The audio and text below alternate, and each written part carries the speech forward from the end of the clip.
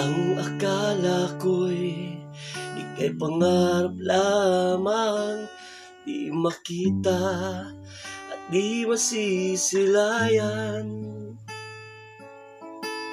Ngayong nalaman ko na ikaw ay tunay, aking mamahalin at di paluluhain. Miss Ate Jem, ikaw lamang sa buhay ko. Asahan mo,